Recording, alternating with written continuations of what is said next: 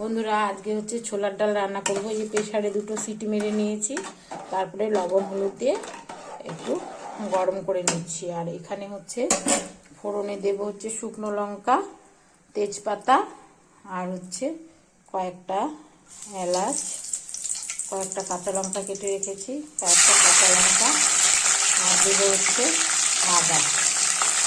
তারপরে এর মধ্যে একটু একটু করে মশলা দিয়ে ভাজা করে ডালটা দিয়ে দেবো, আর একটু কাজু কিশমিশও দেবো।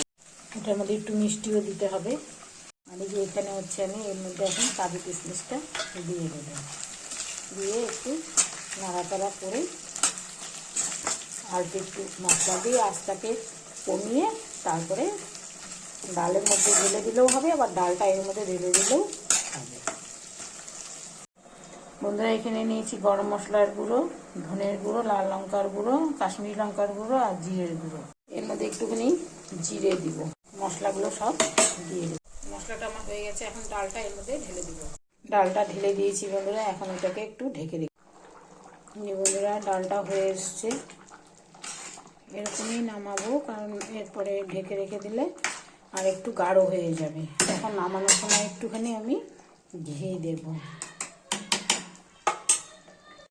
এই ডালটা বন্ধুরা লুচি দিয়ে খেতে কিন্তু দুর্দান্ত লাগবে, আপনারা এইভাবে করে খাবেন। ভালো লাগলে লাইক শেয়ার কমেন্ট করবেন।